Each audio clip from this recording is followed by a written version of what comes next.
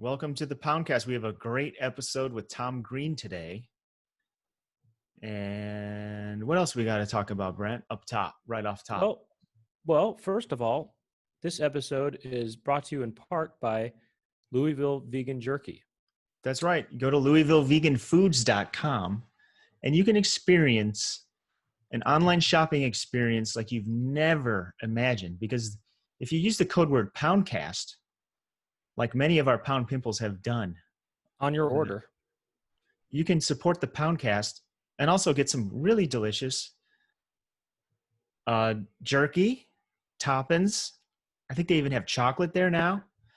And this is the kind of stuff that if you're going on a van trip and you're going to join the van life like Tom Green is doing, this is the perfect snack that you want to have on your trip because it does have a shelf life for, 9 months? 9 months.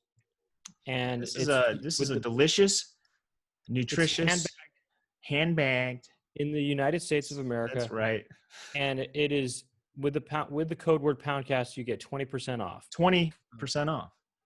It's that. Even if you're not going to do a van trip and travel the country and Canada for a year, it's still a great snack to have. Just on hand in your cupboard and in your cupboard at home. So why not support the Poundcast and get some delicious snacks, or just buy them at Sprouts, Whole Foods, Target, and wherever you want. And the Poundcast is also brought to you in part by users like you. Well, that's right. Some listeners and viewers like you. If you patreon.com/Poundcast, you can subscribe, and it supports the podcast, but it also gives you a bunch of bonus content, such as extended interviews, extended episodes, after show, post show hangouts. Brent and I are going to hang out after this episode, and we're going to talk about what we learned, and we're going to get to some questions that weren't gotten to, and things we're still questioning. Yes, things we learned, things we're still questioning, wondering about. Yeah. So for as little as $2 a month, you can support us a little bit. Get on the After Dark. You also get early access to the episodes, and you also get the After Dark videos. That's right. And there's going to be other fun little content you get. And if you want to, while you're on Patreon, you might as well sign up for my Patreon. That's starting at $2 a month. Throw me a little change here and there. And for that you get the daily squirrel report, and you get all kinds of fun goodies for that. And you got anything else to promote, Brent? What's that? You got anything else to promote? Yeah, I just want to mention that on September 19th, which is a Saturday at 7 p.m., there is a live video game comedy show that I'm going to be involved with, and it's called Brent Weinbach Plays Nintendo Live. And the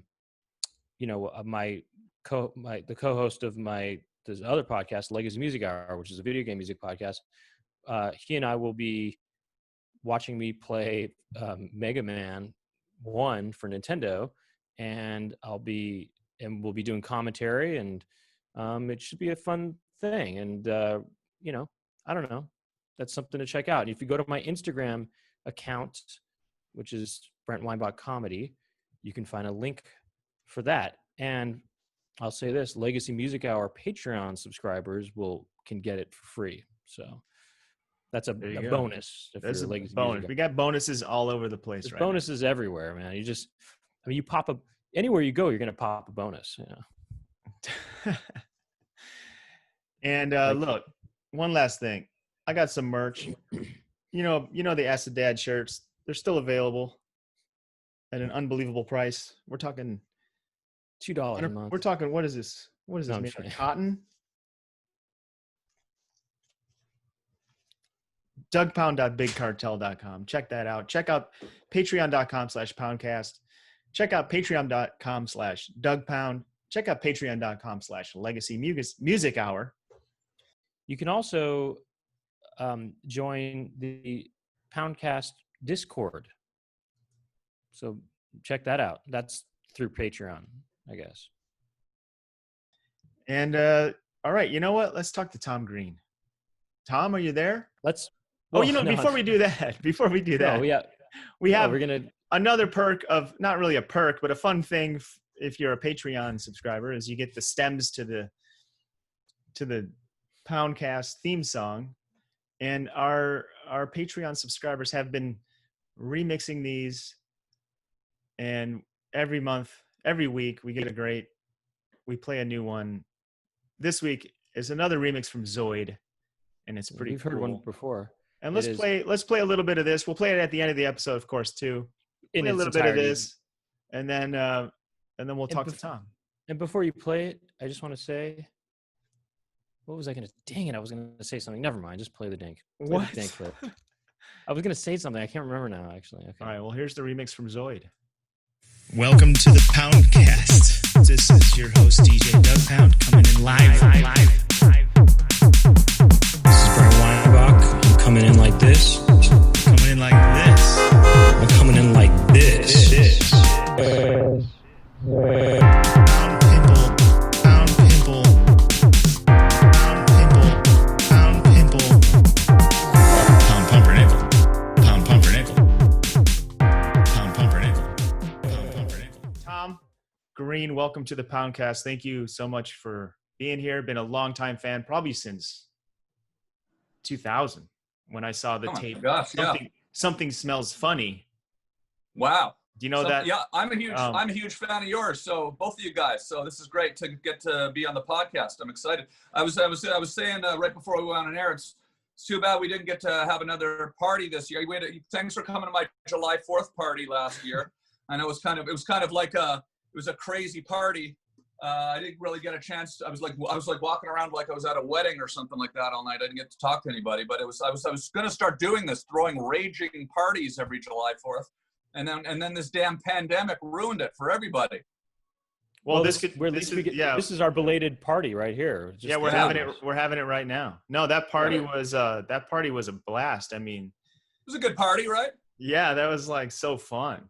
Well, we're gonna make today even more of a rager. Just the three of us. Yeah.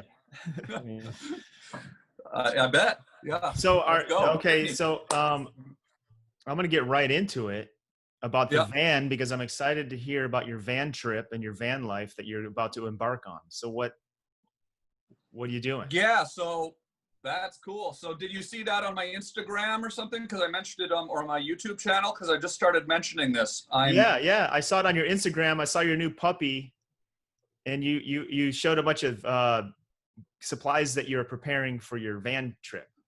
Yeah, that's so cool. It's interesting. So just to back it up a little bit. So I've been quarantining here, isolation, pandemic isolation, probably taking that a little bit more seriously than most people. Maybe I understand you guys have been pretty much staying in. I've been hardcore. I haven't seen a single person since you March. haven't taken it more serious than Brent. There's no way you've taken it more serious than Brent, but maybe. Yeah, it's kind of close to that, but I've seen a few people, but not a lot. My family's up in Canada, and I started thinking I'd like to go visit them, and I don't really feel like getting on a plane. So I've kind of changed my I'm really kind of making a huge lifestyle change, and I'm going to basically build my little podcast studio in a van, and I'm going to take out into the wild with my new puppy, Charlie, who I'll introduce you to in a minute. And I'm basically going off into the wilderness and going to slowly make my way across the country and just get out of the house, because I've been in the house like everyone else for the last 6 months. And I grew up doing a lot of like outdoors, fishing, Canada, survival, wilderness, like carving sticks, Cub Scouts type of stuff. So I'm pretty good at that. And so I just think it might be something for me just to get out of the house and get a little air and see some mountains and I'll have some fun with it on my podcast. So yeah.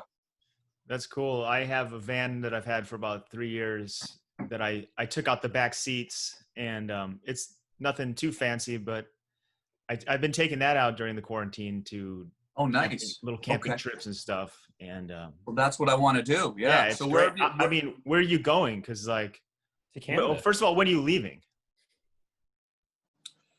Well, my van is kind of being built right now. It's a Ram ProMaster van, so it's basically like a delivery truck. Okay, yeah. That they then convert into like a Sprinter van, it's called, but it's converted into a camper. And there's these guys in Arizona. They have this company called Boho Vans. They're really super cool. And they were on Shark Tank. They got an investor on Shark Tank for their company. And they're really great guys, and they do great work. And they're building out this van. And it's got really cool battery and solar power technology in it. So it's going to allow me to like run my like keyboards and my microphones and stuff, and go off into the middle of the wilderness and just, podcast and catch some golden trout. And I'm not sure exactly where I'm going. I have a few destinations I'd like to hit. There's sort of different routes that you can take. I'm thinking I kind of want to go up the West Coast a bit and then cut over, but then I also kind of want to go south, west, and east, and then up. So I'm kind of going to maybe have a little game with my podcast audience, which is, guess where I'm going next kind of thing. Right. So you probably want to hit Bakersfield, Fresno, Kettleman. Yeah. There's the in and out of Kettleman. Victorville. Yeah. So some nice spots. Yeah. Well, listen, I love it. I love it everywhere. I find fun everywhere. But I've been looking at a lot of amazing like pictographs from native tribes that have done these incredible cave paintings and paintings out there in Utah, and so that's something that's interesting to me. So I thought I might want to go check that out. I'm trying to go to a lot of places that I've never been before. So, I've been to every state. I've been to every state in the U.S. I've driven all around, but there's certain areas that I've never been. Like, I've never been to Yosemite. It's right there. I've never been to Yosemite. I've never been to Yosemite either. Yeah, Yosemite. Yeah, I've never been to Yosemite. So I might like to go check that out at one point. But the thing that's kind of exciting about it is I actually this is my van now, and I'm going to start doing my podcast here in my studio and then also in my van. And even after this first trip, it's going to be something I'm going to start doing. So do you like doing that, Doug? Like, where do you go? Where do you go in your van? I love it. I love it. Just a month ago, I was in Utah and Colorado. My parents are in Colorado now, so I went to visit them. I visited my uncle in Albuquerque, and then I went up to Utah to the Uintas Mountains, which is like, I highly recommend that if you want to check out a really foresty kind of like they have like the kind of conifer tree kind of zone, and a lot of like, rivers and stuff. I would check that out. And there's plenty of free camping everywhere. You just kind of like roll in with your van. Right. And do you have a toilet on your van? I have a toilet. Yeah. It's a chemical toilet. It's all self-contained. So it's not like, there's not a plumbing system, but it's I forget the model, but some new kind of toilet. It's self-contained. I have sort of a unique and my own personal way that I plan on using the toilet. If you'd like to jump right into that and just sort of talk about how I plan on taking a dump let right it off the top. Yeah, if you wanted to get right into it. Right. I mean, it's the kind of thing you don't normally have to get into the details of, but I mean. No, we like those kind of details here. Yeah, I mean, basically it's a chemical toilet. So it goes in, you can empty it out there's not really much more to say. I realized I didn't actually want to talk about it in detail. All right. That's fine. I feel a little bashful talking about how I take a shit, actually, funnily enough. Well, okay, not just out of curiosity, not you taking a crap, but like if someone else were to use a chemical toilet, is it a thing where it's like there's chemicals in there that kind of neutralize the waste or something like that? And that's I was thinking, like, like, I don't know what the rules are. Maybe Doug, you could help me figure this out since you're a big camper. Like, are you allowed to take a shit in the woods? Yes. You have to dig a hole, and it's got to be like a certain amount of feet away from like any kind of stream or water source. You Yeah. just got to bury it. I think you got to dig it like 12 inches deep or something like that. So that's the rule, right? You're not allowed to just take off and just go shit all over the place, all across the country, right? No, that would be rude. I don't know who's going to be busting you. I don't think there's like rangers out there, like, Yeah. you know. Because it's biodegradable, right? Like a dump. It is. Yeah, I guess it is, huh? Yeah. Because I've like done a lot of camping and canoe trips over the years as a kid, and like I've taken a dump on the woods like quite a bit growing up as a kid. You know, it was sort of a commonplace to go take a dump. Like if you're on a canoe trip on Lake Kippawa in northern Quebec, you know, there's not a fancy chemical toilet.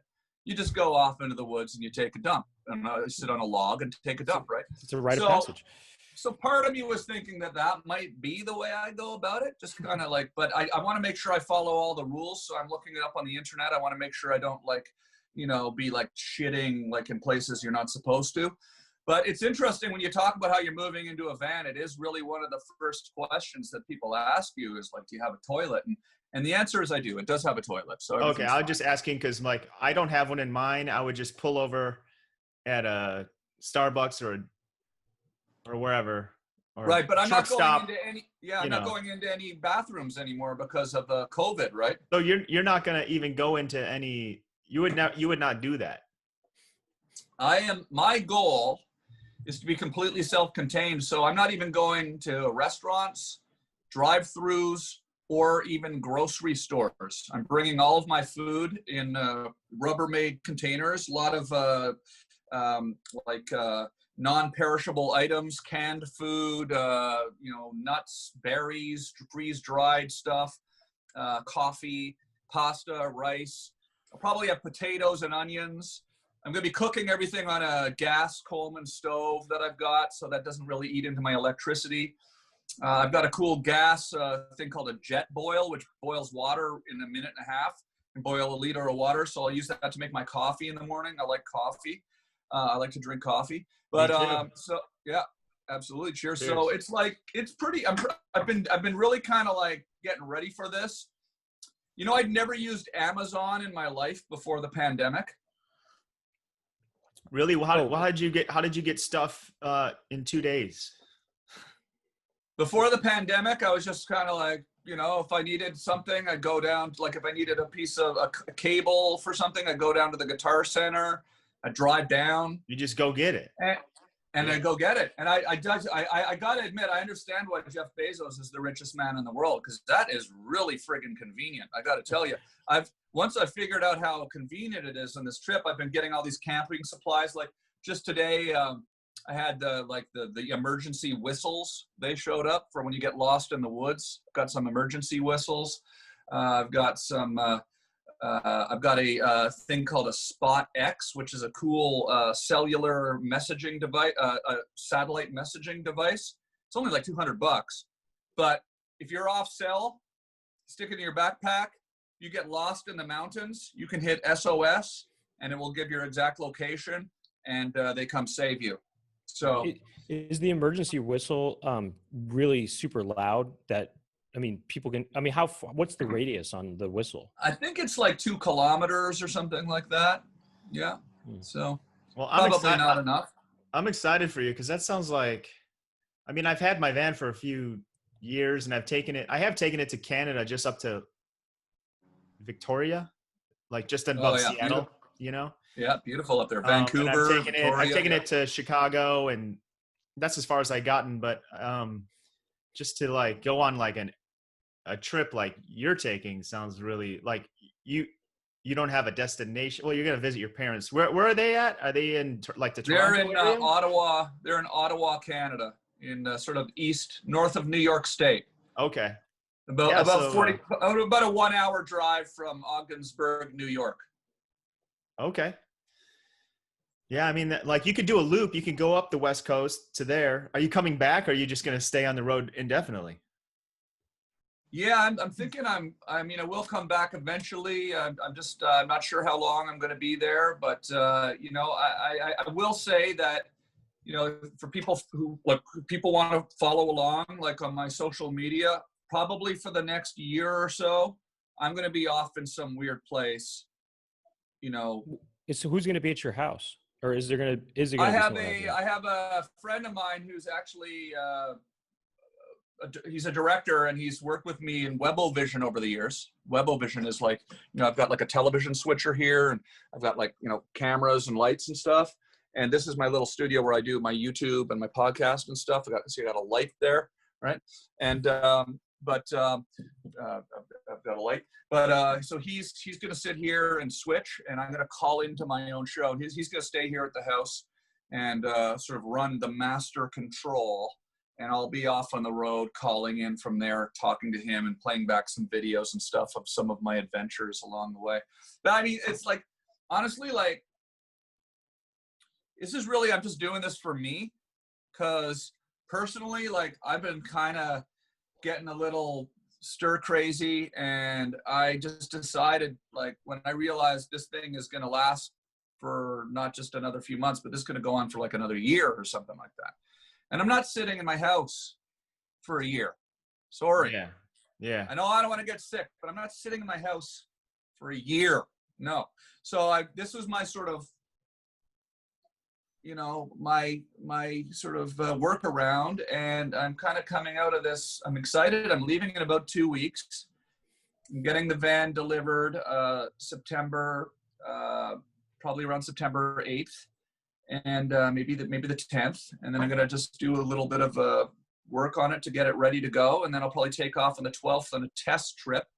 I'm gonna go on a little 6-day loop, make sure everything's working, functioning with the sort of onboard recording electronic system, right? And then I'm gonna come back here for a few days, and then I'm gonna take off on the full adventure. And I don't know how long it's gonna last. I don't know how long I'm gonna be gone.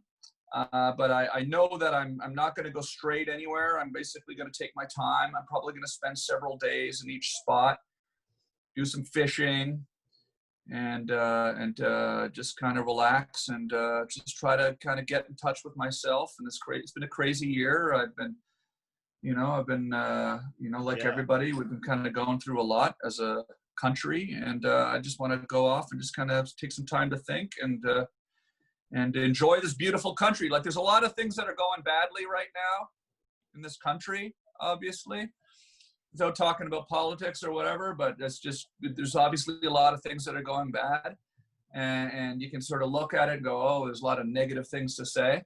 But at the end of the day, like, I've toured with my shows over the years. I've been to every state, been to every city in this country, got friends all over this country. There's so many beautiful places. And I want to kind of celebrate that and have some fun with some of the beauty of America, and try to put something positive out there into the world that isn't just arguing about everything. Yeah, I hear you. I mean, it's easy to get caught up in all the bad stuff, but then once you get out into the nature a little bit, then it's kind of like, well, this is still out here. This is still very beautiful. This doesn't change. This squirrel that I'm looking at doesn't have anything to do with that. So, like, yeah, I'm totally with you. That sounds fun. And I think we're living in a time where all of us have kind of slowly gotten sucked into our cell phones so deeply, that we don't even realize how much we're consumed with it. And if we do realize it, we don't care, because we're enjoying it, and we're on this thing all fucking day. And if those didn't exist, I think so many of us, no, I know not everyone's a nature person, but, you know, I think we would find things that are just so much more fulfilling in life if we were to just put that thing down and go explore. And so that's kind of what I want to demonstrate a little bit, is that there's a lot more to life than just being on your phone, sitting, you know, on social media and scrolling through pictures on Instagram all day and, you know, liking and commenting. So yeah, I really do want to go to some really amazing places. I mean, and as I kind of start researching it a little bit more, some of the places I want to go, I'm finding myself amazed at some of these places that I haven't been, that are right there. I mean, we're pretty lucky here in Los Angeles on the West Coast. I mean, there's stuff that's really incredible, and just like within a 10-hour drive in every direction, you've got all these amazing places to go see that are very exotic to me, because I grew up in Canada, and, you know, the idea of being out in the, you know, the Grand Canyon, or in, Yellowstone, or, you know, Yosemite, or New Mexico, like you mentioned, or Colorado. These are like exotic places for me as a kid from the Northeast, right? So to be a stone's throw from all these places, I'm pretty excited. And my puppy Charlie, who's sleeping right now. Here, I'll just show you Charlie real quick. She's sleeping, but is a pot cake dog. She's 18 weeks old. She's from the Bahamas. Whoa. Here she is. How do you get a dog from the Bahamas? Is this one of those rescue situations? Yeah, she's rescued. Yeah, she was rescued. Actually, like San Diego, there's a rescue called Thrive, and they bring dogs that are kind of street dogs or abandoned dogs from the Caribbean and Mexico and stuff. And so Charlie here, who I've named after John Steinbeck's book Travels with Charlie, where Steinbeck goes on a van trip with his dog. And here, come here, Charlie. I just have her on this leash so that she can run outside and I don't have to worry about her when I'm talking to you guys, but she doesn't really go far. But I just don't want her to jump over the fence. Come here for a second, Charlie. Come here. Come here. Come here, Charlie. 1 second. I'll just get her real quick. You see, she's a very chill dog. I'm super lucky, like, that I got the cutest dog, so she can hang with us.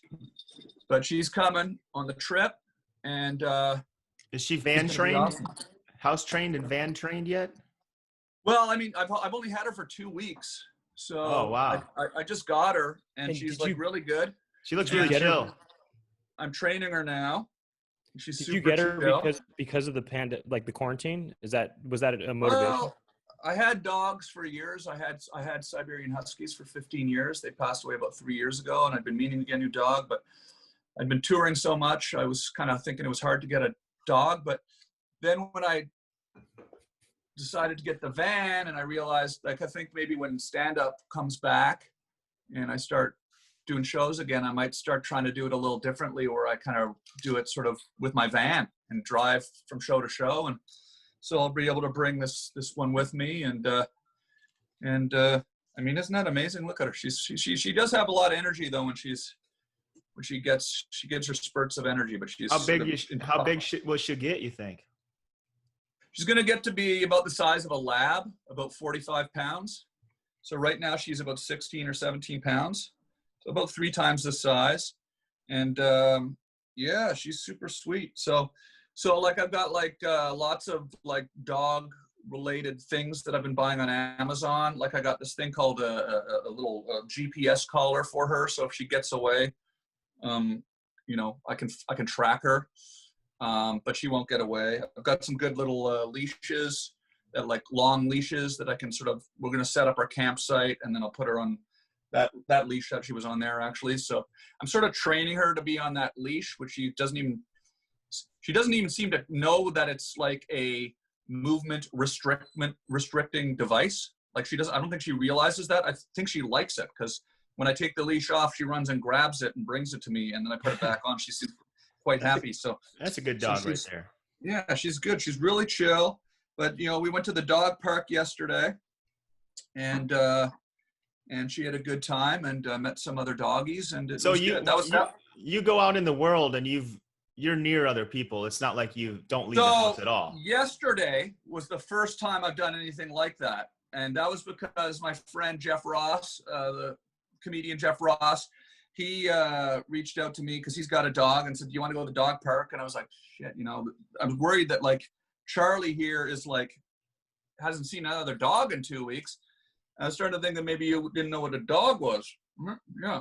So and she got along with other dogs, so I just wanted her to be socialized. But I get there, I'm totally socially distancing. I have my mask on, right? Everyone else has got masks on. There's not that many people there.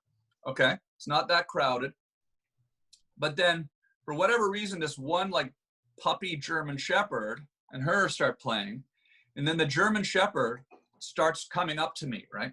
So then the owner of the German Shepherd, you know, who's got a mask on, I got a mask on, starts coming up to get his dog back. But as he's coming towards me to get his dog, like I haven't been closer than 6 feet to a human being in 6 months, right? So now I'm like, I'm running away from this guy, but then his dog thinks she's chasing me. So the guy's trying to run to me to get his dog. I'm running faster because the guy's trying to, and now he's chasing me. And I have to say to the guy, hey, stop, guy. Like I haven't been within 6 feet of anybody in 6 months. And he goes, well, my dog's there. I go, I know, you're gonna have to let you call your dog. And he's like, well, you know, you come to the dog park? And I go, well, listen, I thought I was gonna be able to social distance. I didn't know your dog was gonna glom onto me like this. And he's like, no. And I'm getting into a thing. It's the first time I leave the house in 6 months, and I'm getting into one of these like YouTube moments where like two people in masks are in a Walmart, like arguing in a parking lot, right? So I don't know if it's like just if I become antisocial from being stuck in my house for 6 months that I can't like have a normal day out without having a negative interaction with somebody. Like normally I get along with people, right? But this guy just kept running at me. Duh. Well, is the dog? Can the dog get something from the other dog that? Oh, I don't know. Like I think it's possible, yeah. But at a certain point, you know, I've made certain calculations where I feel like it's a numbers game too. Like if you're like careful 99.9% of the time, odds are we're going to be fine. Like you're not going to get it the 1% of the time that somebody pets your dog at the dog park and then their hand had it on them. And I had hand sanitizer with me. I had gloves. You know, I didn't like if somebody pet the dog, I didn't immediately go up and, you know, nuzzle my face in the exact spot that the hand you sanitize the dog afterwards. I sprayed her down. Hose the dog down with some sanitizer. Yeah, she drank some disinfectant, everything that you're supposed to do. So I think I'm okay. I think we're okay. I think you're fine. Yeah. All right. I mentioned that you were going to be here, and some people sent some questions in. I might as well get it. Cool. This one I actually have some. I have some questions about your early comedy stuff too myself. Yeah. Let's get into it a little bit here. A question. This is from Zach. Zachary asks, a question I have always had for Mr. Green. I noticed in a bunch of old Tom Green Show skits that Tom wore t-shirts with titles of Brad Pitt movies. And I always wondered, I always thought that was hilarious. What's the story behind those t-shirts? Very interesting. That's a very interesting, an observant person, a good observation. That's what I thought. So basically, when we were doing the Tom Green Show in Canada, before it was on MTV, actually we had a van then too. We drove across Canada in a van. We were living in this van filming, and we just decided it would be funny as a wardrobe choice for the show to go down to like a place that does like, you know, like they get the vinyl letters, they just like iron them onto a shirt. So we just bought like, I don't know, like I guess about 10 gray t-shirts. And I just had the name of different Brad Pitt movies, like just ironed on, like Seven, you know, Interview with a Vampire, all these, you know, Fight Club, maybe. Yeah, all of them. Yeah. Fight Club might not have come out yet. Actually, it was pre-Fight Club. Legends of the Fall. Legends of the Fall was one. Yeah. Cool World. Yeah, exactly. And that's what we did. And then we said nothing about it. And that was just sort of the idea was, we'll just never say anything about it. And let's see if anybody ever says anything. And over the last like 25 years since that was probably 1997, I guess that was, probably 3 or 4 people have noticed. Yeah. Cool. I was hoping for an exclusive, but you know, so it was 3 or 4 is pretty good. Definitely the idea though, to your observant viewer is that it was meant to be completely random and unmentioned, and to see if anybody would notice, hey, why do you have Brad Pitt? Yeah, and in fact, if you look at the early episodes of the Tom Green Show, there's a few early episodes where the backdrop actually behind the band had a large Brad Pitt type character with the long flowing locks from the movie Legends of the Fall, actually. But then we were sort of like maybe 2 episodes in, and we thought maybe that might be a copyright kind of thing. So we turned it into some sort of a sea monster with airbrushing. Okay, here's another question about the movie. You have a cameo in Grind, the classic film. Yes. Grind. Did you improvise your scene, or was that all in the script? That's what Austin wants to know. Probably a certain degree of improvisation. Like Jimmy was off the hook. Cha, chicka, chicka, cha. So I was a DJ. I had tattoos on my arm. I had like lots of tattoos, and so it was a certain amount of improv, I guess. That was Tony Hawk's company, 900 Films, I think it was. I believe it was the name of the company that were making films, and that was a movie that he produced, and those guys asked me to do it, and of course, you know, being a huge Tony Hawk fan, of course, I was thrilled to do it, and a big skateboarding fan myself. So yeah, it was a lot of fun, and a lot of people like that movie. People bring up Jimmy was off the hook quite a bit. Jimmy was off the hook. You gonna bring your skateboard on the van trip? I think I probably will, but the problem is I really am. I'm trying to be careful not to get injured, so I've sort of throttled down on the extreme. A longboard, maybe a longboard. Yeah, I've just throttled down on, like, you know, I'm as far as like trying to go extreme on the board. I just don't want to get in a situation where I'm out in the middle of the desert and I break my ankle and then the whole trip's over. So I'm kind of somewhat careful and cautious with that. Are you gonna bring a bicycle? I don't think so. No. Should I, or? Well, that's something I bring sometimes, kind of like a mountain bike, just so you can kind of get around without having to drive somewhere. If you want to like cruise around on a trail, it's just a fun thing to do. Yeah. Mix it up, something to think about. Maybe one of those cool electric bikes. There you go. Even better. That sounds like less work. Brent, you had a question? Yeah. So you know how a lot of what you did, and more so, I guess, when you on the Tom Green show, and is kind of push people's comfort levels, and that sort of thing, or maybe be to some degree invasive. Were you like that as a kid, or or did you have to push yourself to sort of go there with your comedy? And I think I kind of realized as a kid that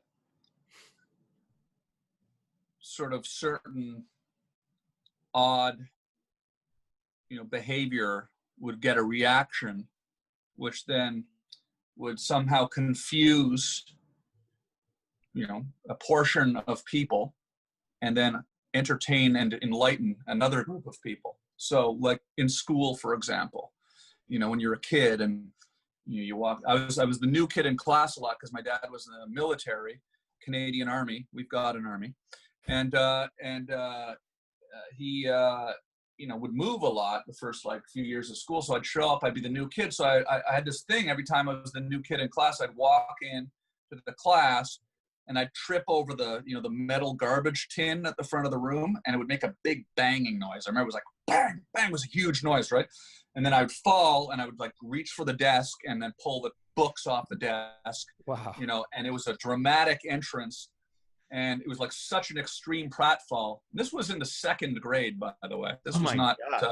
This was in this. Such a bold. What a bold thing to do as a 7-year-old or whatever. Yeah. And it got a huge laugh every time.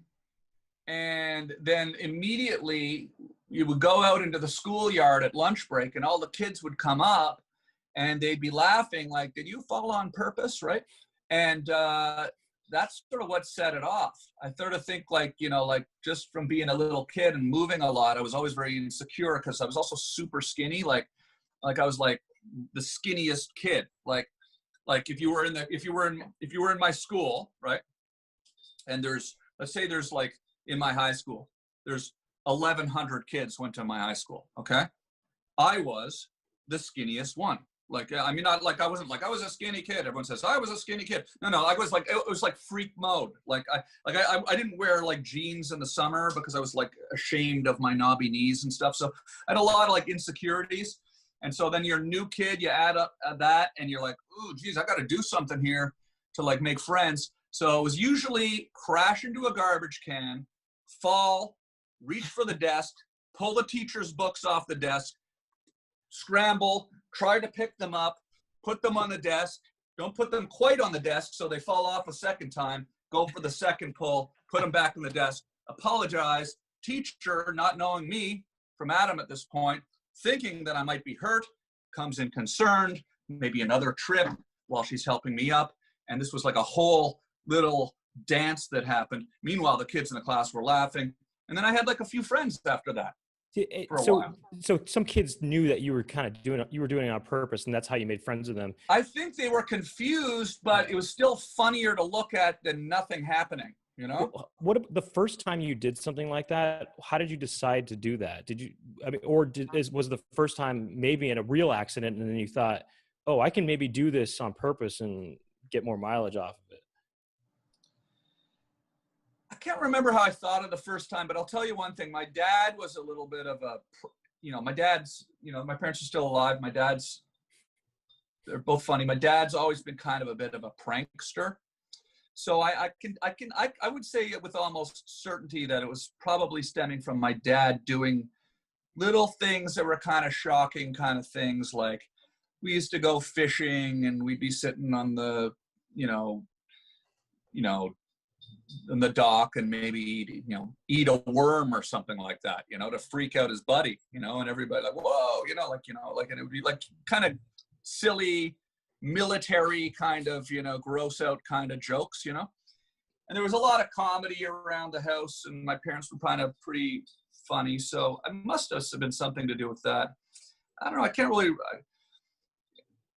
remember exactly, like, because if you go back to like early age, I can't really remember exactly why I started doing that. But I do know subconsciously that it came from me wanting to kind of like get attention or draw attention away from the things that I was embarrassed about myself, like my skinniness and my newness for the kids. Yeah. So I guess I have a couple questions there. First of all, do you have any siblings? I have a younger brother. Yep. Joe, he's up in Ottawa. Yep. Okay. So at least you had a bro. I mean, I was just curious if you were like an only child and that was even maybe more alienating to you to maybe push you to be, Yeah. No, I think it was just a lot of moving. Yeah. And a lot of, but we settled in Ottawa when I was around 7. So after that, I was fortunate enough to not have to move throughout high school, and I was there, and I lived there for the rest of the until I moved to the States. On a lot of your earlier sketches, that like just blew my mind when I saw Something Smells Funny. Ottawa Senators, by the way, Ottawa Senators jersey back there. If you want to go Senators. You're out. You say your dad was kind of a prankster, but you pulled some pretty harsh pranks. My dad right there. That's my mom and dad right there.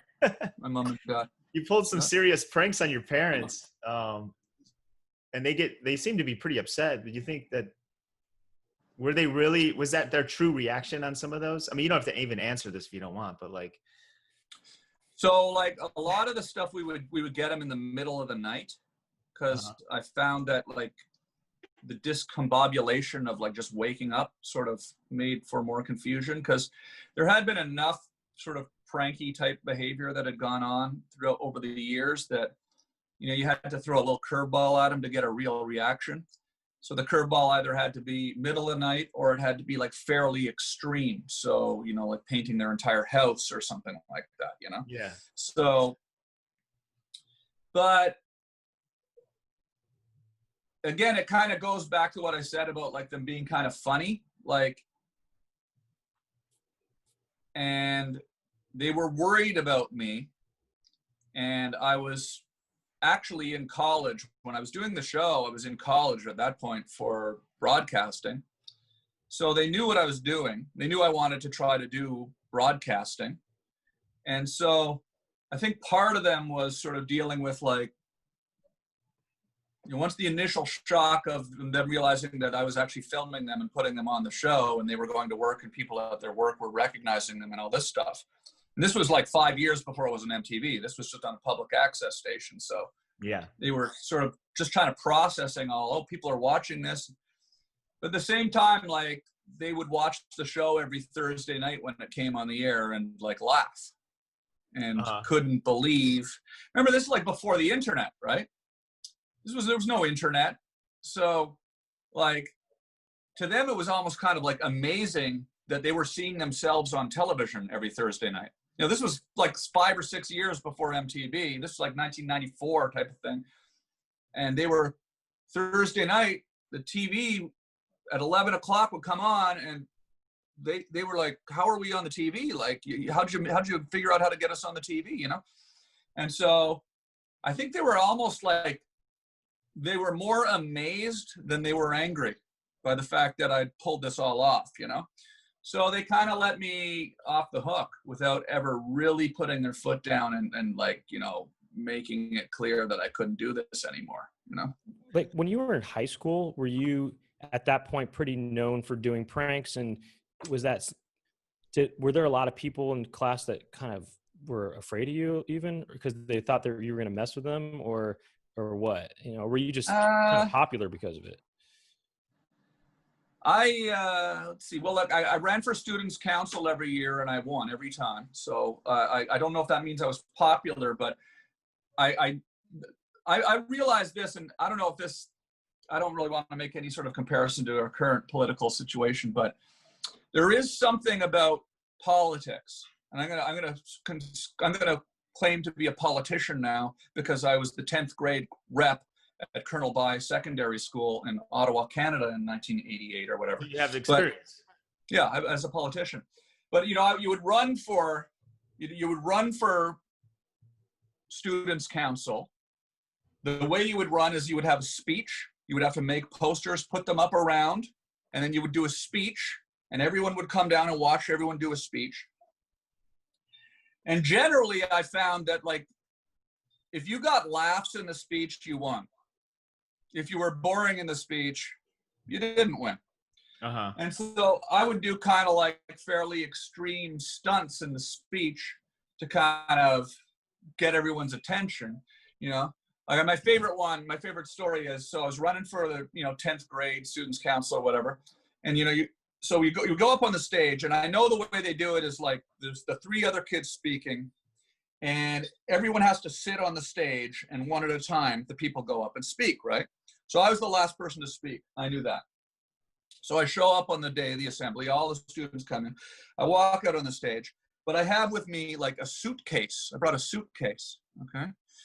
And I sit down, I got my suitcase, and the first person does her speech, and I don't do anything. But then the second guy does his speech, and I know he was my stiffest competition, right? So while he's giving his speech, I just sort of slowly opened up the suitcase in the background, opened it up. I had a cutting board, okay? And I pulled out the cutting board, and then I pulled out a head of lettuce and some tomatoes and some, you know, some onions, and I started slicing up vegetables and a salad bowl, and I made a delicious salad, and then I ate my delicious salad for the entire speech, and then nobody was listening to his speech. They were just laughing at my speech, at my salad making. Well, and it was, of course, you know, a stunt. And then I went and gave my speech. I had a few laughs in my speech, and yeah, so I won. So that was cool. And the reason I did that was, the reason I wanted to be on Students Council is because we were on Students Council, you got to organize the assemblies. They had these like Christmas concert pageants every year. And so that's kind of where I started doing stand-up. You know, when I was in like, you know, the 9th grade, like ended up on Students Council, and I was hosting these assemblies, which was kind of weird because normally it was like the older kids would host it, but I'd be hosting these assemblies. And then I started doing stand-up at the local comedy club, and when I was like 16 years old in Ottawa, so at Yuck Yucks. So I was kind of like doing it. I was doing that stuff. But like kids at school weren't like afraid of me because it hadn't really evolved yet to the idea of like pulling a prank on somebody, you know, like that wasn't until a little later when I started the TV show. When you were doing the TV show and really kind of going to maybe sometimes uncomfortable places. Were you ever afraid of going somewhere and then you did have to say, but I got to do this because it's going to be funny, or what? Did you ever were you ever hesitant about going somewhere with a bit? The other thing about like the roots of it is it's got huge roots in skateboarding. Okay. So like I wasn't like the best skateboarder in the world, but I loved it as much as anybody. Like, I mean, from 15 till, 20 years old, if you were to ask me what the most important thing in my life was, it wasn't comedy, it was skateboarding. I mean, I just loved it. And I had a ramp in front of my house. I could do some tricks. I could launch off my ramp and do like airs and, occasionally, but, I think I landed a couple of 360 airs and stuff, but then I stopped doing that because I was scared. But I did I was pretty good. I was a pretty good skateboarder. And it was all we did. And so when you grow up skateboarding, like you'd read like Thrasher magazine and there's this sort of punk rock kind of attitude, and you'd be out and we'd spend our days after school and in the summers downtown skating and getting chased by security guards. And whenever you got chased by a security guard, you'd get into this like hilarious interaction. And then my friends and I started to realize I almost not even sure what I liked about skateboarding more, the skateboarding or the getting in trouble for skateboarding, getting out of trouble interaction. So, arguing with a security guard just enough where it was funny, but like not enough that you got arrested, kind of became the dance of it. So by the time we started filming that stuff, we were pretty good at like razzing people, like we would go into situations and we would like, and we like learn, like I learned, I probably shouldn't say this because this is sort of, I'm not sure if I should say this. This is maybe, I don't know if this is like, look, I was a kid. Okay. Don't say anything you don't feel comfortable with, but I would love to hear what But I mean, look, we can say I guess we can judge to say if you should have said that or not, and if we think you shouldn't have, then we'll cut it out. Because I'm not super proud of this, but it was a major corporation that was the brunt of this prank, and they can afford it. And I was a kid with no money, and like so, I feel like at the end of the day, it was an experimental thing for me as a kid. But I started to realize that I could like kind of like sort of psychologically deke people into doing stuff that they didn't even know like was happening just by keeping a straight face and being very deadpan and serious, right? So we would get out of situations with security guards. But I started realizing, when you're a kid, you're always hungry and you never have any money to get any food. And you're always hungry. Yeah. You know what I'm talking about? We got to the point where I realized I could go into a McDonald's. If McDonald's was crowded, meaning they had a big lineup and it was busy, and I worked at Dairy Queen and my friend Phil worked at McDonald's. So we kind of understood like when it's busy and they're crazy, they're going crazy, right? So I realized if it was busy in a McDonald's, which it often was, you go at the right time and you're downtown, you're skateboarding all day, you're hungry, it's busy at the McDonald's. You walk straight up to the front of the line and you go, "Hey, I ordered 8 Big Macs 15 minutes ago. Where are they?" And the manager would go, "Oh, I'm so sorry, sir." And he'd run, he'd get 8 Big Macs, he'd put them in a bag and he'd hand them to you. And then you go to the park and you'd all have 2 Big Macs each. And it was amazing. I fully approve of that. And I think so. I mean, in a way, over McDonald's is great. Probably something that was sort of not something I would encourage, but we were 15 years old, right? Right. Yeah. Another one that's like a little bit more on this side of the line of like, acceptable behavior was, this video strangely became like the biggest video like that people come up to me about. It was an unknown, undiscussed video from the Tom Green Show. No one ever mentioned this video ever until YouTube. And for some reason on YouTube, people like this video. It was like a throwaway clip. We used to go to Subway and you'd order a Subway sandwich. I used to work at Subway. Yeah, and so there's a video on YouTube people can see where I just sort of go in and in sort of the same deadpan way without like letting them see that you're joking. I'd say, "Oh, could I have a little more lettuce, please? Oh, could I have some tomatoes? Could I have some olives, please? Could I have a little more mayonnaise? Could I have some more tomatoes, please? Some more lettuce, please? Could I have a little more mayonnaise?" So there's this video online where the sub ends up being like this much like salad on like it, right? 3 feet tall. olives, like that. So when you're like a kid and you're starving, right? And then all of a sudden you just get like a 6-inch, BLT combo or whatever, and then you like stack it with like 4 foot of free salad. That's a bonus, man.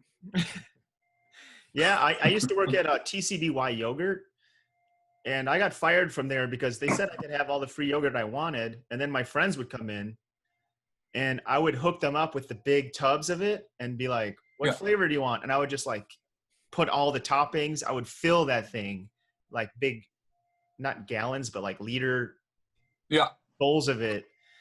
And then, so they had to let me go. They said, oh, the free yogurt's for you, not for like all your friends that come in.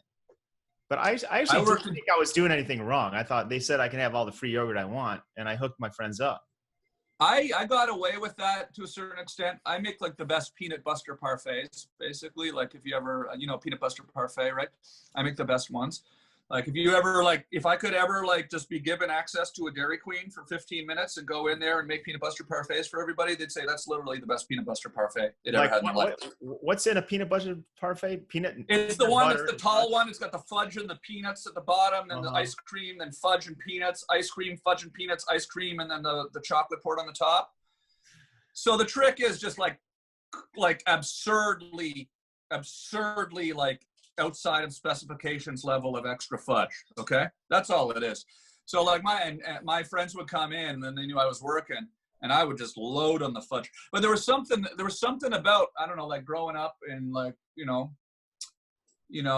a situation where like I always had everything I needed, but like as a kid, like I didn't have like access to everything I wanted. I was like we weren't like able to just get anything we wanted, and so there was a certain satisfaction about like the little scams in life, just the little scams. Absolutely. A little extra fudge Yeah. was a big deal when you're 15 years old. I got to be honest, I used to sneak into the movies a lot. I'm sorry, I didn't have any money and I wanted to go to the movie, and I learned pretty early on that if you walked quickly with conviction, made no eye contact with the guy checking the tickets, and as he was about to say, "Excuse me, sir, do you have a ticket?" if you timed it just perfectly, you turned your head and yelled at somebody in the deep distance who wasn't there, "Hey, bring the rollerblades." He would go, "Huh? Roller?" He would turn, he would look at that person that's not there. His mind would think rollerblades. His mind would think that guy didn't look like he was doing anything wrong because he was being loud as he walked past me. He didn't look at me. And now you're so far deep into the theater that he realizes that you've passed him, and his mind would go, "I'm just going to let that go. I don't want to get in trouble." He's like, I don't know what, he's confused. You confuse people. And you just kind of threw him a little, like you just get him a little off kilter. So it's walk fast. He looks up. "Hey, bring the rollerblades." And then you're in, and then and then you're in. And it was, it was pretty much free movies for pretty much most of my teenage years, Movies such as Legends of the Fall and Cool World. No, it might have been more like Ace Ventura, Pet Detective, and I have Wayne's World and I have stuff a like question. You Sorry, said Jim, but I snuck into your movie. Sorry to Jim Carrey and Mike Myers, but I snuck into their movies. So yeah. Now, much like myself, I was influenced heavily by skateboarding growing up, and even some skate videos. And I'm wondering if any skate videos, like I was into the early Powell Peralta videos, Animal Chin, Band This actually had some cool editing stuff that I kind of tried to duplicate, I think, early on. But exactly. Were you influenced by any of those, any skate videos? Yeah, for me, the first video I saw was Future Primitive, Powell Peralta's first one. And then it was Animal Chin. And there was also a Vision video as well that Agent Orange was in. And he was like Gator, remember Gator? Yeah. Murdered his girlfriend and all that. So, but anyways, not to bring the mood down, but like that was totally what got my interest in video, was those videos. Specifically Future Primitive. and Animal Chin. I think it was Future Primitive, actually.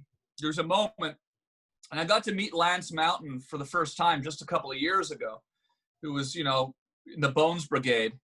And, you know, it's hard to kind of put it in perspective for kids today who grew up around skateboarding, because back then, you know, as you know, skateboarding wasn't like cool. Like, it wasn't mainstream. It was cool with the skaters, but we were sort of a subculture. We were like, there's punk rock, there was heavy metal, there was skateboarders, and then there was everything else, all the mainstream kids doing the mainstream stuff, listening to Madonna and Michael Jackson and Huey Lewis and the News and the Eagles, right? And we're listening to Agent Orange and Run DMC and the Beastie Boys, and we're skateboarding, and it's like, huh? Well, what are you guys doing over there? So like, it was exciting, because I remember this video, Future Primitive, which I had on VHS. And there's a scene where Lance Mountain, they all go bombing down New York City, down through Manhattan.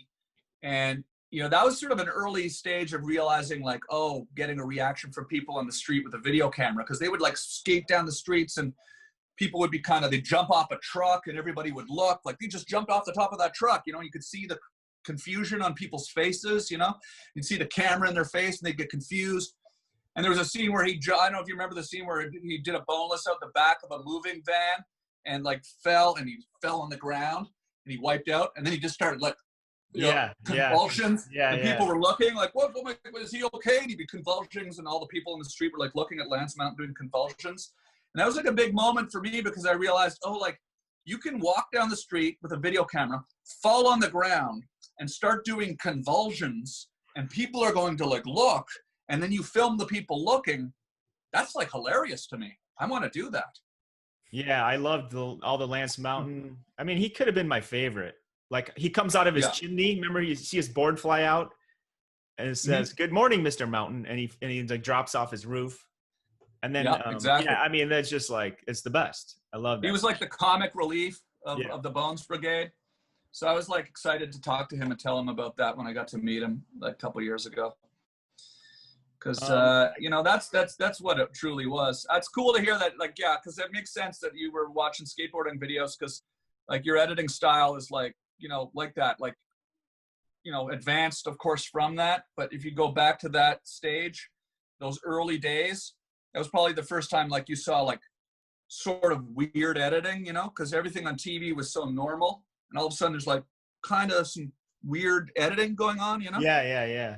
So I have I guess we could wrap it up in about 5 minutes or so, but maybe you've answered this a million times, but I'm just curious how, like, you went from, how did you start doing a cable access show? Like, did you have access to TV equipment at all, or like, how did that start?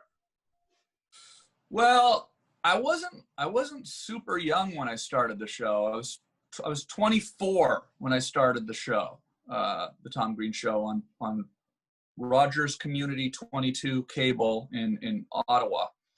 So, you know, like I said, when I was 16, I started doing stand-up, and I was doing that. And then I was also making rap music. I was making rap music with my friend Greg up in Canada, and we got a record deal in Canada, which was kind of a big deal when we were in high school. And we got this record deal. A lot of people are asking about your rap group too. Yeah, Organized Rhyme, and we got an actual record deal, and we had like a hit song on like the, you know, top 10 at 10. We were like #1 on the radio. Wow. Like, so we're still in high school. We had the #1 song only in Canada. We didn't make any money doing it. It was like, you know, it was Canadian show business, but, you know, the song played on the radio. We had a video on Much Music. It was kind of a sort of a big deal at the time. Like, certainly when we were that age, we all had jackets. We all had matching jackets that said Organized Rhyme on the back. And it was like Organized Rhyme on the back, and then it had police written on the front. It was like supposed to be like Organized Crime Unit, right, you know, but it was Organized Rhyme. That was the joke. And they had police on the front. And here we were like 16, 17 years old.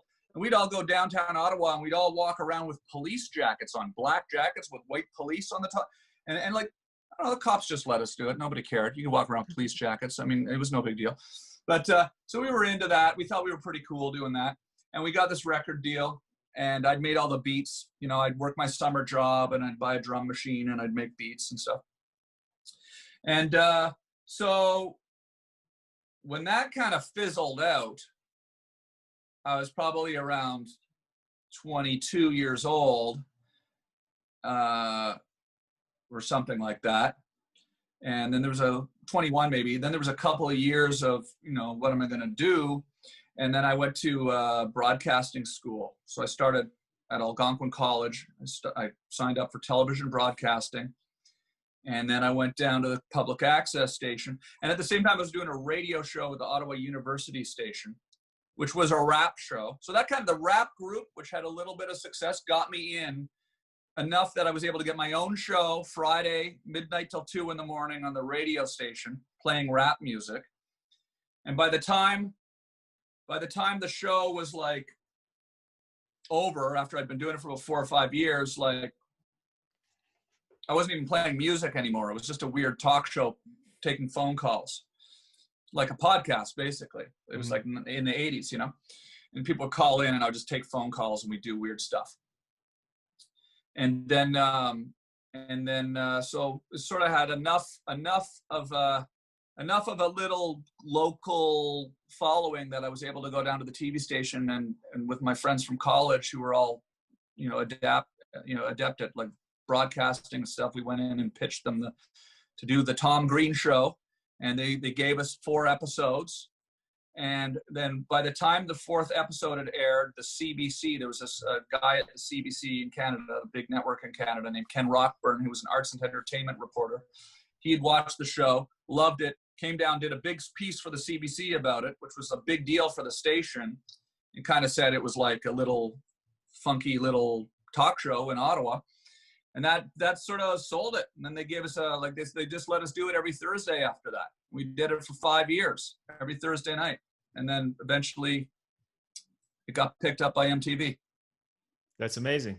So, I mean, I guess you hadn't had experience making little short videos, you know, like nowadays everyone can make videos really easily, but like you just went from radio and said, let's make a TV show. You weren't like already cutting together little sketches. Okay. So you want to, I'm going to go into the weeds here, but I also want to give some good credit to my good friend who gave me a lot of great advice. And you will particularly love this. You will really love this, and I'm sure a lot of your fans will as well. When I was 16 years old, I met a video artist in Ottawa. His name's Chris Mullington. Okay, and do a Google search on. He did this video. It was called Sand, Spit to Dildo.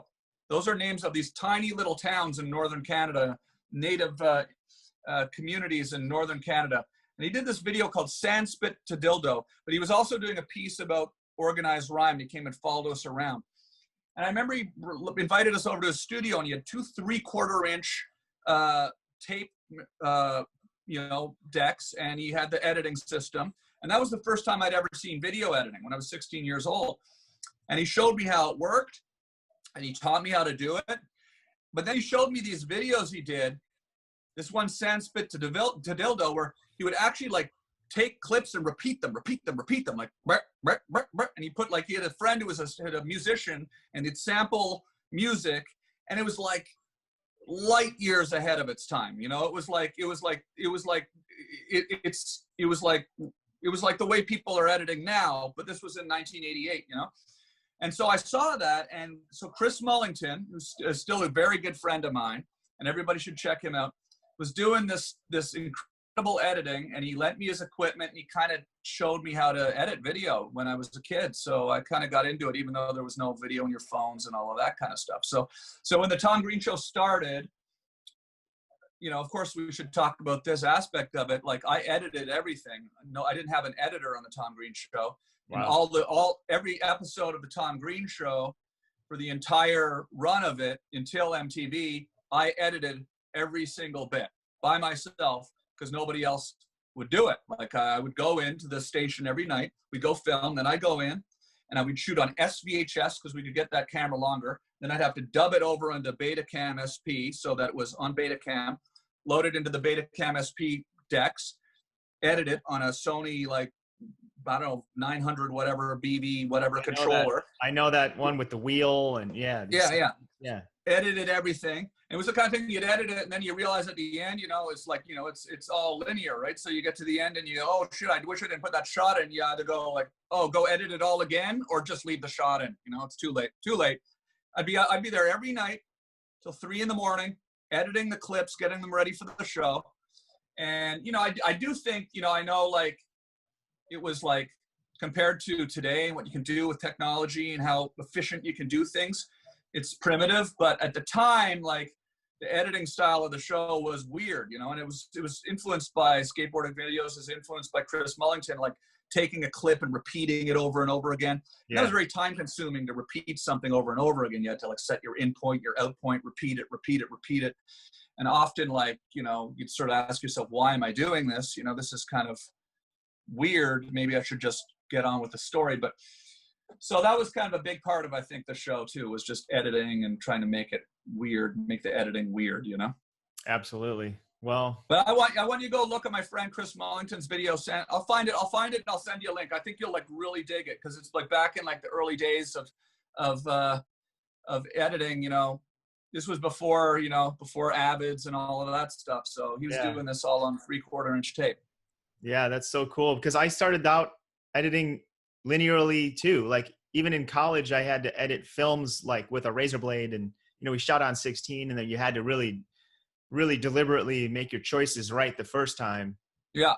And then I got my hands on like a 3/4 inch editing machine at this like job that I had during college. And anyway, I never had like the patience that you must have to really get so into detail. Like the way you edit stuff, I just love how much detail there is. Like for me, I was such a, kind of ADD. I don't know if I don't have ADD, but maybe I do. But I was so like frenetic, like sort of like always like kind of, I got to go shoot. So I was running around. So I'd spend a lot of time editing, but sometimes I couldn't get the detail to that point because I would just like kind of get distracted by something else. So, but well, believe me, I'm the same way sometimes. So yeah. Well, anyway. I love what you do, man. It's amazing. Both of you guys. I appreciate you having me. I'm just blown away that you even am aware of me. That's really cool because I used to. But we've got lots of mutual friends too. We've got lots of mutual friends, and my friend Mike Hickey, of course. Mike and a major entertainer, Mike H, and Eric Andre, of course, is the man. Love your work with Eric, and he's incredible. And so absolutely. Well, thanks for joining us, Tom. That was a blast. Do you have any last questions or anything, Brent? I mean, kind of, but I mean, whatever. I mean, it's kind of more of the line of questioning I had earlier. That was like, I'm kind of interested in your dynamic with people in public and stuff like that. I mean, I don't know. Like, I guess just to clarify, so you've never felt nervous about something. You're always confident about, like, anytime you've like kind of created an awkward moment or like an uncomfortable moment, you're like kind of feeling pretty confident about it, or there's no. I don't get me wrong. I was always nervous. Oh, I was always nervous. Would you kind of use the nervousness to try to your advantage sometimes? For sure. Yeah. Like to me, like confronting that nervousness was sort of a couple of things. A was an indication that it was probably going to be weird, right? Because like if it's just totally normal, then you won't be nervous. So then that was a good indicator. Like, oh, geez, I don't know if I should do this. Oh, therefore we should do this. But there was always sort of a sense of I think there was some sense of,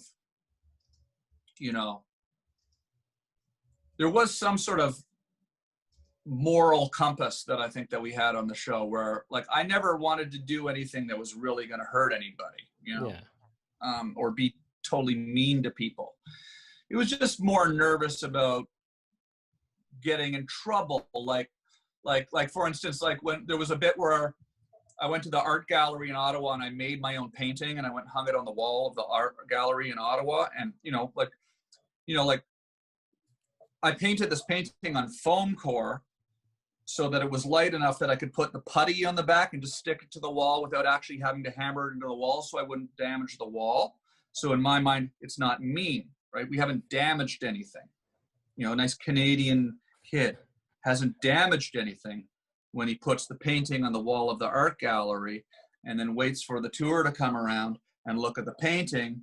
And while they're looking at the painting, I walk up with a Sharpie and draw something on it. And then security gets mad and comes and starts screaming at me and chasing at me for destroying my own painting that they think is their painting, because they don't realize that that's not my painting, because modern art sometimes is ridiculous. And you can actually make a painting yourself with no knowledge of art, put it on the wall, and somebody that works at a museum doesn't know that it's not a real painting.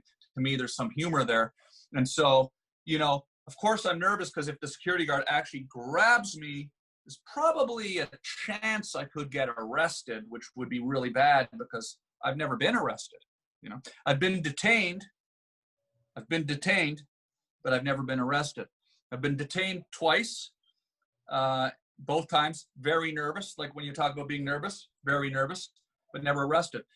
Nervous when I got chased by the security guards at the art gallery. That's on YouTube.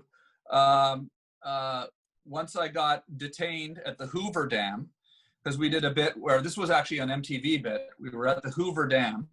And so what we did is we sent our camera crew to the Hoover Dam ahead of me. And they were just booked to go around on the tour as if they were just doing a documentary about the Hoover Dam. This was a technique that we did occasionally, where I would want to insert myself into a situation with the camera, but I didn't want the people to know that I was with the camera. So we would pre-book our camera crew on a tour of some sort, and they would be there on the tour for an hour before I even got there, going around the Hoover Dam, getting to know the tour guide, everything, just quietly.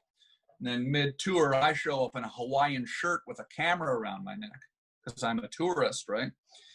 And start saying every time, you know, in the small group of tourists, and every time he points at the Hoover Dam, you say like, that sucks, it's not that big, right? Just something stupid like that, right? Which of course eventually gets the tour guide mad. This sucks, you know, but he doesn't know that that you're with the camera guy. So then he gets mad, and you know, I made the mistake of saying at one point in an elevator, "This fucking sucks," is what I said. So then they busted me for profanity in public, and they took me into a back room, and they held me. And this was like federal national park property. And I guess they were trying to scare me because I was a dumb kid, right? And they come in, oh, you're on a federal property. If you get charged here, they're charged with a felony for us, right? Oh my God. So I'm like kind of scared, right? Because I swore on the elevator, right? So I was definitely nervous there, because, you know, I didn't want to get deported because I was new in the country, and I didn't want to get deported because I had my new show on MTV, and that would have sucked to get deported. Yeah. And then, you know, the other time I got detained was at the Radio and Music Awards on WB. Right before the show happened, the producer said, hey, let's go film this bit with David Cassidy in the bathroom at the Bellagio, where you fire a fire extinguisher off, right? So I go fire a fire extinguisher off in the bathroom at the Bellagio in Vegas with David Cassidy from the Partridge Family. And the security guard heard it, came in, didn't know that I was with this big award show, took me and detained me. Didn't arrest me, but detained me. And so I was very nervous. And I would say this, like, this is my, to sort of speak to what you're talking about here. This is my, like, thing that I learned that I would give as advice to young people all around the world when dealing with authority, okay? There is a way to get out of situations with authority, meaning police or security guards, especially if you are innocent, okay? Let's just put it that way, okay? You get pulled over by the police and you're innocent, okay? There's a lot of problems in our society right now with the police, you know, and certainly it's a horrible situation, what's going on. But I have noticed that whenever I've been detained, I get into a very submissive posture, a calm posture, and apologetic in a way. And so when I was detained at the WB Awards, the radio awards backstage. I had a bit I was supposed to do. I was opening the show. This was in like 1999. The show was hot on MTV. I was opening the show. I had a fake bladder under my shirt with a tube running down my khaki pants. The idea I was going to come out on stage with Will Ferrell, announce it, and as I announced it, I hit a button, the water leaks, and I pissed my pants. Okay? Right. Uh-huh. That was the bit. Oh, no, Will Ferrell wasn't there. I was just me by myself. I'm not sure why I thought Will Ferrell was there, but regardless, me by myself, and I pissed my pants. I think the reason anyways, doesn't matter. The point is, I got detained. The show was about to start. Everyone was mad. And the award show people came in and started yelling at the security guard who had me detained. You got to let him. Now I was looking at the producers and I'm saying, no, get out of here. You're just making this worse. So they saw me. They all left. Now I'm stuck in a room. There's 10 minutes to showtime. I'm detained. I'm very calm. Very calm. And the security guard was looking at me. And I just sort of calmly explained, yeah, I'm real sorry, sir. You know, like that was David Cassidy from the Partridge Family. And I'm opening the show. And because I was calm, he got calm. And then he listened to me and he realized that he had made a mistake by detaining me and David Cassidy, and he let me go. So I just think people need to like be calm when confronted by authority. You know, I was looking at this video yesterday on you see all these videos now of people with like who don't want to wear masks, right? Right. And they go into a Walmart and then they get in a big fight with the Walmart employees, right?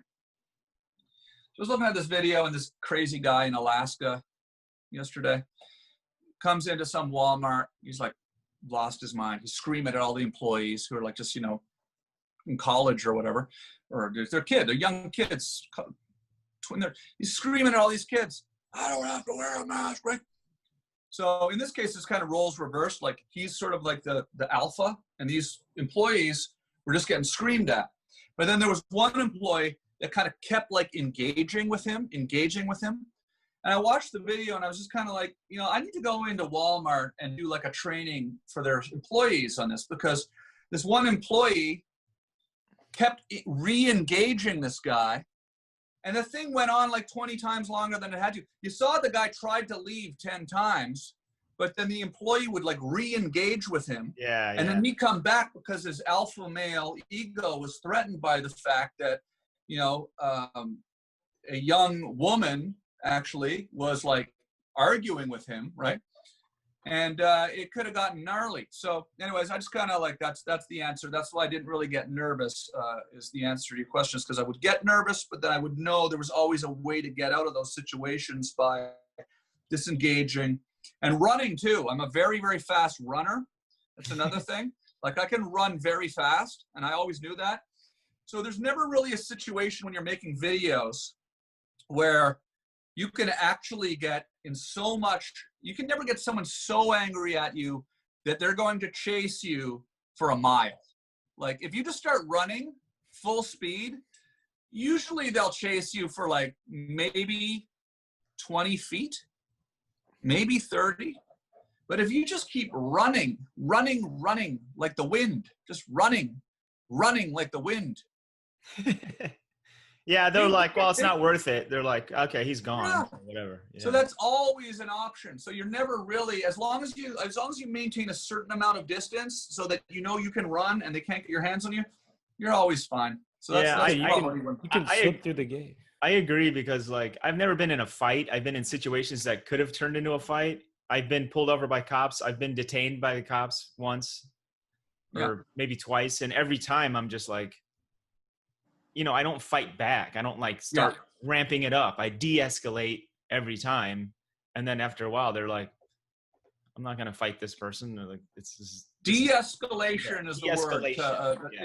De-escalation techniques have to be taught to everybody, everywhere. Absolutely. including the police, including we should always be de-escalating in our Yes. personal lives. Yes. You know, we're in the situation now on Facebook or wherever where everyone's arguing about politics, and you're like, oh, I can't control my own ego. I got to engage with this person, and now you're screaming and arguing with everybody. Just de-escalate everything. Life's too short to be arguing with every single person you come in contact with. And so if everybody in our country right now would just kind of like back off in all aspects of their life, de-escalate. I'm saying it's not important, the things that are going on, but if everybody would just back off a minute, take a breath, de-escalate in your personal life, with your friends, on social media, with the cops, with the, you know, like with the security guard, with the guy you're fucking with your video camera, like just like, I think we'd be in a much more calm, peaceful place, you know? And sometimes you have to be the bigger person. Like, I get it. Like, it's a lot of times it's unjust when somebody's like fucking with you, right? Yeah. And you can't control your own energy, and you're like, want to tell them that's unjust. You shouldn't be fucking with me. But just, if you just kind of like understand, like, they're an idiot, okay? They don't understand their own alpha male energy. They're just like an idiot. Yeah. If you just de-escalate, let them feel like they've won, usually it just goes away. And if it doesn't, that's when you run. I apply that even in my life with just friends that, you know, you get upset about something and you could say something, you know, you could say, oh, you should have given me my coffee cup back last week or whatever, you know, like just a stupid Or example. with politics all the time right now. Like Politics also, you could just like, you know, we can argue right now, and what's going to be the result? It's just going to be just more, no one's, you know, you're not going to win. It's better to just like you don't need to win this battle. It's not going to lead to anything good. You might as well just like let them do what they're going to do. And exactly what you said, it just let it fizzle out. Like I super enjoy the kind of, I don't know if that's like kung fu or whatever that is, but like whatever that kind of like, you know, like Zen technique to dealing with life right now, because especially with social media, everyone's always arguing about something, you know, on social media. In real life, it comes into real life, where all of a sudden, like, someone's talking about some like whack shit that you know is like the stupidest fucking thing ever, and you're just listening to it, and you just want to fucking say, you fucking idiot, you know? But then you just sit there and just listen to them, and then I love changing the topic. It's so fun because they don't even know that you've done it, right? So like, because they don't even know like that you've done it. Like, they're talking about whatever it is, right? I'm not even, by the way, I'm de-escalating right now by not even giving an example of the kind of thing they're talking about, so that your viewers that disagree with, I don't want anyone, but you know, they're talking, you know, I disagree with that. And then you just kind of like, you know, man, it's like, yeah, man, it's hard to believe 2020 has been tough with everything that's happened with, you know, with Kobe and everything. And then all of a sudden their mind goes like, oh shit, oh, I see. Yeah. We're going to talk about Kobe now. We're not going to talk about the thing that I was just talking about. And now you have a conversation about like that. You just like, it's fun to control like of the energy where like you can literally just like, you just drop an interesting seed of an idea into a conversation at the right moment. If you don't want to get in an argument, you just go, what would be something? Sometimes it's fun to really play with it where like you go so extreme that you go, there's no way they're not going to notice what I'm doing here. Like they're arguing about, they're trying to tell you that, you know, Trump this or whatever, you know, they're all about Trump, right? They say their piece about Trump. They love Trump and all that stuff, right? And then when they're done saying how much they love Trump, you know, you let it pause for a second, and then you're just kind of like, you know, man, can you believe LA is getting 2 football teams now? And you know the type of person they are, that they love Trump. They probably love football, right? Yeah, give them something they like that you can both agree on. And then it's just like raw fucking meat. Now you're fucking talking about football, right? and then you have a nice conversation about football, and then you say bye, and it's all no harm, no foul. Does Canada have football teams? Yeah, we got football. Yeah. I'm not saying football is just a Republican thing. No, I know. I'm just like, I just went off on my brain. I mean, I kind of was saying that, but I'm actually not saying that because we like football. Sports. We also have conservatives in Canada as well too. Yes. So. Sports. There's no party lines with sports. Everyone likes sports. Left. Yeah, just sort of a lot of the times it just kind of depends where you're from. Yeah. That's why I've got my Ottawa Senators jersey on the wall because I'm sweater rather Ottawa Senators sweater. It's a hockey sweater. That's a hockey team. Hockey team, yeah. Oh yeah. So, anyways, I hope I didn't talk too much. No, that was great, man. Thanks so much. Yeah, thanks so a lot much for doing this. Hanging that out. was a blast, actually. Okay, cool. Really. You don't think the McDonald's story is gonna? I mean, we can cut it out. I don't think that's a bad story at all. I mean, that's just stuff. Is there a statute of limitation on 16 Big Macs? They actually made 16. Well, I mean, that was probably spread out over time.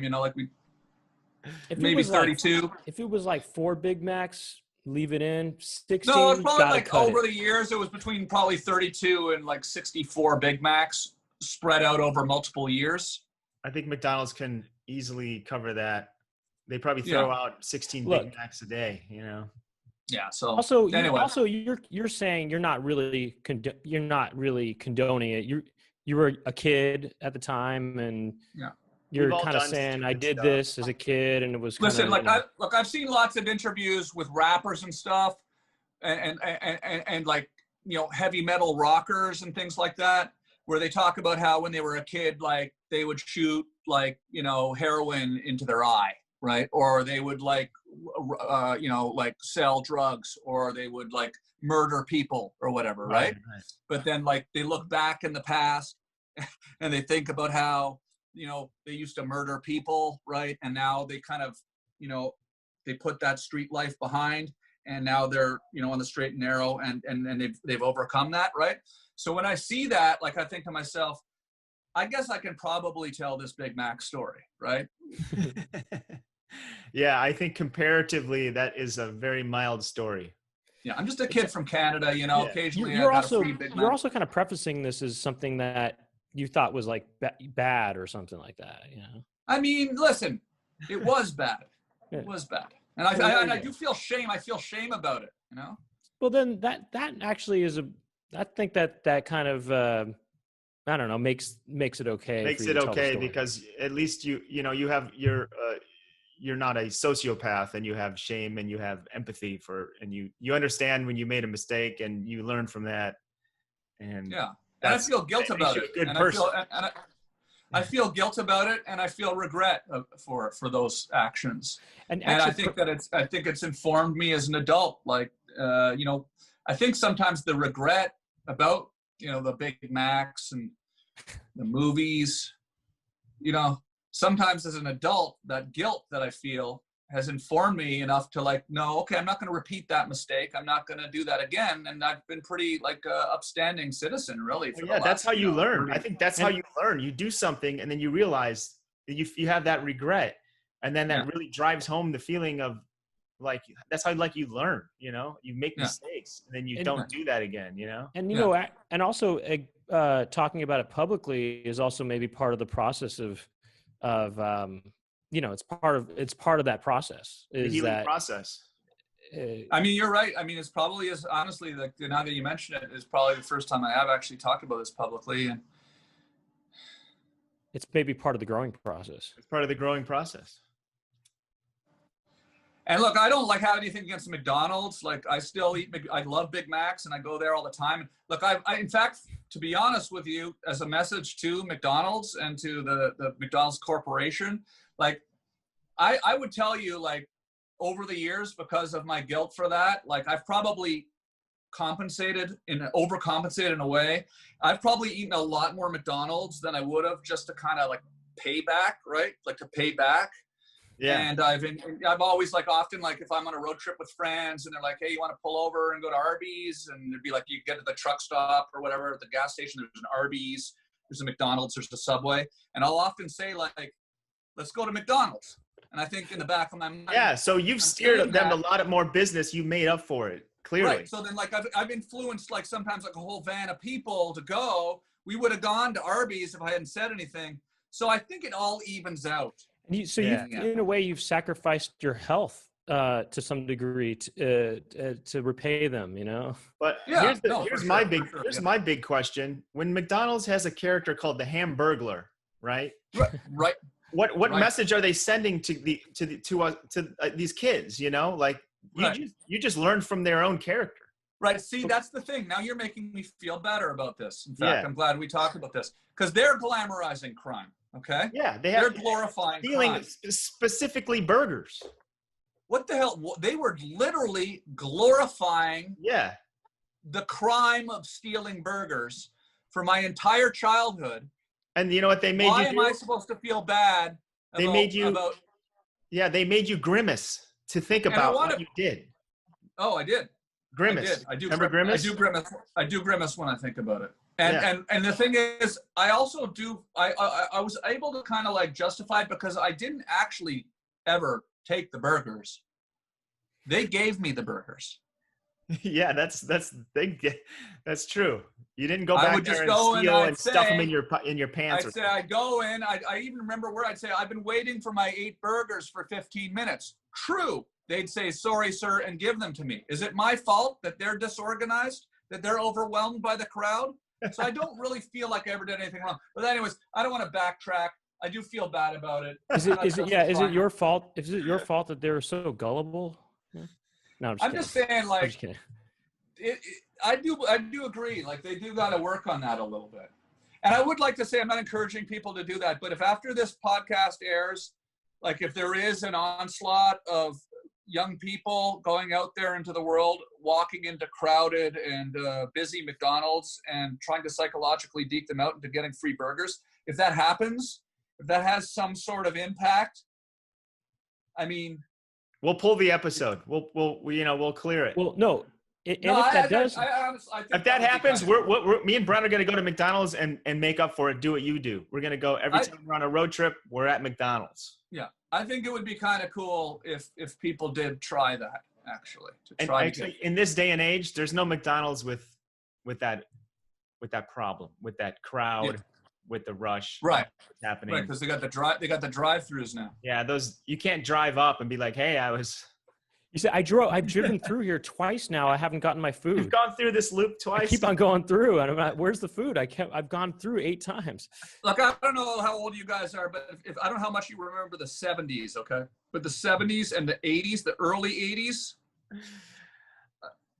I was around at the early 80s, but yeah, I wasn't. Like McDonald's was like really fucking cool for a while. Like in the late 70s, early 80s, it was like in Ottawa, where I was from, it was kind of like close to like Happy Days. You know, you watch Happy Days, they'd all go down to the malt shop and it was like, they'd all drink milkshakes and everyone would be there with roller skates on, drinking milkshakes and a jukebox, and it was like fun. In the 70s, as a kid, like you'd skateboard past the McDonald's and there were rockers there and the cool kids would all hang out at the McDonald's. And it was like kind of like a cool place. It was a happening place, McDonald's. So it was often like overcrowded, like in the 80s. You'd go in, like there was a lot of people in there, you know? So you could get away with stuff. Yeah, in Chicago, we had the rock and roll McDonald's. That was the cool McDonald's. They had like rock memorabilia in there. Yeah, you can like, when there's like a lot of distractions, you can pull off some cool shit, you know? Yeah, well, look, let's wrap this up. Check out, www.mcdonalds.com. For absolutely. More McDonald's stuff. And how can people, you're just Tom Green on Instagram. Yeah. How can they keep up with your podcast and everything on your trip? Yeah. So my podcast, I have a podcast called the Tom Green Podcast, and I'm going to start a new one. I haven't really mentioned this yet, but I'm going to start a new one called the Tom Green Interview, which is going to be more of an interview. And the other one's going to be more of me talking about just what I'm doing, by myself and taking phone calls and stuff. And my YouTube channel, I'm just kind of in the past few months, I've been kind of just getting into that. So go to youtube.com/Tom Green. That's where I'm going to put a lot of my clips from the van trip. And and I'm on Twitter too. So. All right. Well, thanks a lot, Tom. And for those of y'all who want to keep listening to me and Brent talk, you can do so by going to our Patreon, patreon.com/Poundcast. And Tom, have a great trip. And we'll be watching. Want to say bye to Charlie? Yeah, we do. Good, Charlie. Say bye to everybody here. Give 1 second. Charlie, come here. Come here, Charlie. Come here. Come here. Oh, come on. Come on, baby. Come on. And we're going to go for a little walk, okay? Come on. Say bye, everybody. Bye, bye, guys. Charlie says bye, Charlie. Bye. Bye. Thanks, bye, Tom. That was awesome, man. I appreciate it. That was fun. Hopefully Thanks, we'll see you next year at the 4th of July. This will our world yeah. normal, and we'll see you there. Yeah, be safe, be healthy, and love you guys. Thanks, man. Appreciate it. Take care. Bye-bye. Okay. Bye. Bye. Bye. Bye. Bye. Bye. Bye. Bye.